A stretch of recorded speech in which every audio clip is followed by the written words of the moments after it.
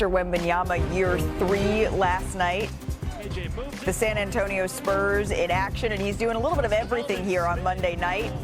Off of the Keldon Johnson miss, he's right there for the How about that? Bobby. I mean, the side. I mean, it's like just tapping, tipping. Oh, you recognize him? Like, Frank the Tank Kaminsky? Nope.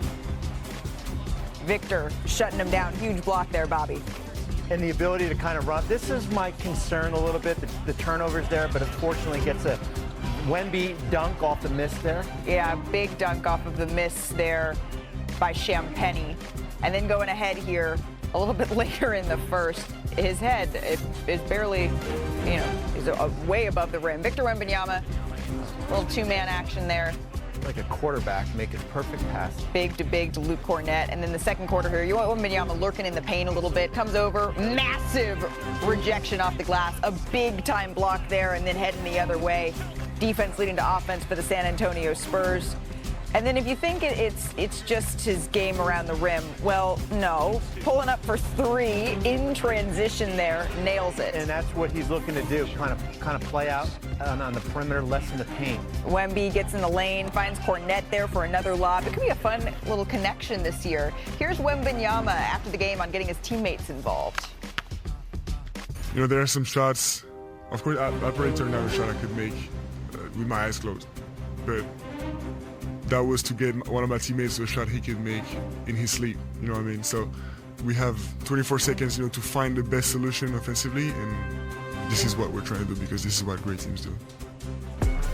In just 16 minutes of action, he put up 9 points. Wemby had 10 rebounds, 7 assists, 3 blocks, 6 turnovers, though, as you mentioned, that we're keeping an eye on here. He also made all 3 of his shot attempts there. So, Perk, the combination of Wemby's size, his ability, it makes it so he can kind of shoot from anywhere on the floor. But how did you want to see him approach this game offensively? Well, how he's approaching it overall, Malika, a player that was sidelined because of health issues, and when you're on the sideline, you miss the game of basketball and you appreciate it more. That's what we're seeing right now, that joy out of Wemby, along with his work ethic and his desire to want to be better and be great. But on top of that, I want Wemby to be a big man that has guard skills, playing inside out, and he is showing that right now on both sides of the floor. Not afraid to mix it up, using himself a lot more in the screen, pick and roll action as the picker, and also establishing himself on that low block mid post area, and then he's taking it to the outside where we see him pushing a rock, looking like a Jamal Crawford and KD at times. Well, Malika, the Spurs were missing their 3 lead guards last night due to injury. De'Aaron Fox, Dylan Harper, and Stephon Castle. So they started 4 wings and Victor Wembanyama, and as a result, he essentially played point center. You saw in some of those highlights, he looked kind of like Draymond Green, getting the ball at the center of the court and distributing it. And look, he can do a lot of different things, but create with the ball far from the hoop is something that is on the list. I don't know how much you want to do it, but I'm just going to tell you, coaches have been trying to talk Victor out of playing on the perimeter since he was 11 or 12 years old. He has never listened to them. He's not going to listen now. So the game plan last night, be it a one-off style game plan against a Chinese team, could be instructive in how Victor wants to expand his game more this season. I looked at it almost like a young Giannis last night as far as him initiating the offense, bringing the ball up the court. Of course, the 6 turnovers is a little bit of a concern. North of 3 the last 2 years as far as turnovers. My question is going to be, what happens when De'Aaron Fox and Dylan Harper come back? Right. And as far as him having the ball less, how does he kind of how does the offense kind of evolve around Victor here? That's the biggest concern. Is he going to be in a corner standing? I'd love to get him just around the paint more, right, instead of less kind of floating around the perimeter. But I like him bringing the ball up. His base, I said it yesterday, his base is a lot stronger than it was 2 years ago when we saw it at Summer League. And it's just so nice to see him back on the floor. And the expectations from the Spurs is they're not going to be without Dylan Harper and De'Aaron Fox that far into the regular season, if at all, right? They're trying to get him back kind of on the early side of all this so that they have plenty of time to gel before we get down to the brass tacks. You guys probably spotted this in those highlights, but in case you didn't, Wemby wasn't the only Victor on the floor last night. A friend of the show, Victor Wembanyama, and Victor Oladipo, the former former second overall draft pick in the 2013 draft, lighting it up here for the Lions, dropping 20 points, adding 5 steals. He said his story would inspire the masses, and certainly all of us here at NBA Today are rooting for him as he takes his next steps in trying to return to the NBA. But it was just great to see him out on the floor here. We also got the long-anticipated debut of Cooper Flagg last night, and he looked pretty good. I know, Bobby, there was not a whole lot of rotation players out there for the defending champions, but Flagg is who we should be keeping an eye on. Huge block there. We could have gone 5-on-1 last night, and I still would have been excited.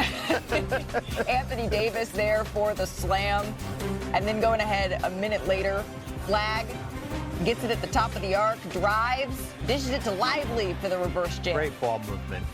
Later in the first year, we've been wondering how much Cooper with the ball in his hands playing point guard we were going to see here. Dishes it off once again, this time to Dwight Powell with the flush. The Mavs, they would lead by 9 after the first. Second quarter, less than 6 to go. Mavs getting out in transition a little bit here. A nice pass to P.J. Washington and one. Well, and here's the thing. Even though they didn't have most of their guys, they still had Case and Wallace guarding Cooper last night, bringing the ball up the court. Absolutely, and that is not an easy task. Flagg, nice finish. The Mavs, you know what? The score is not what's important here. It's the step back three, Bobby.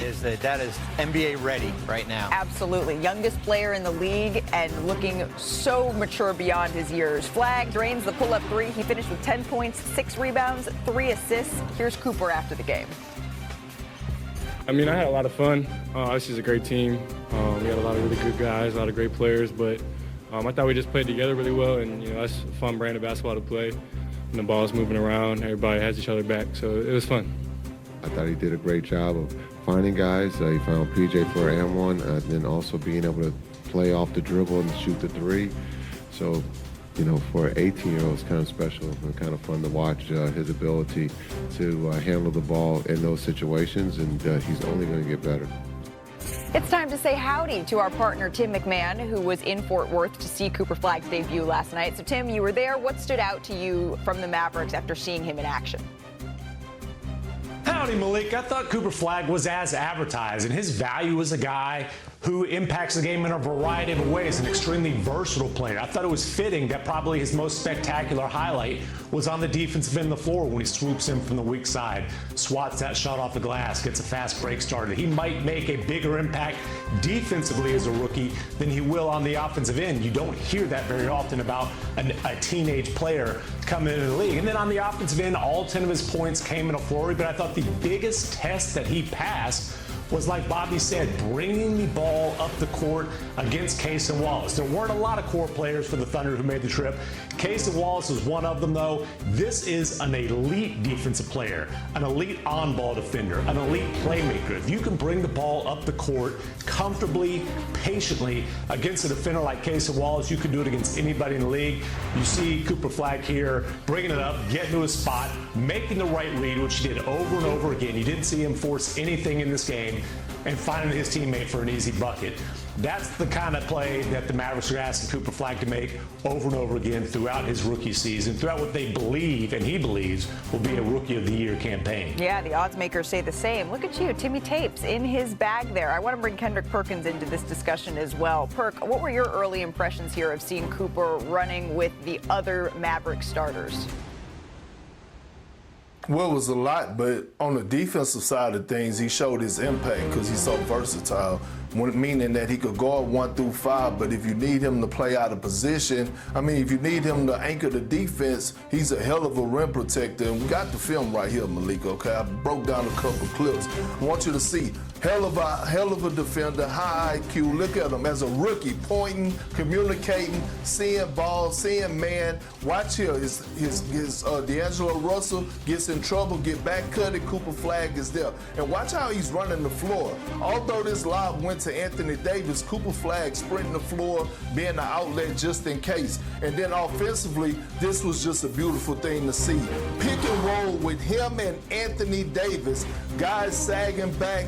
Watch Cooper step right into this three-point shot and knock it down. I believe we're going to see a lot of that two-man action, and it's good for him to start feeling comfortable right now at that point forward position, especially with Anthony Davis while we're in preseason. Brian, that lineup, though, it was huge here for the Dallas Mavericks. Yeah, they have a lot of depth on this team. We know that Nico Harrison has prioritized size. That was part of what the Luka Doncic trade was about. And I think there's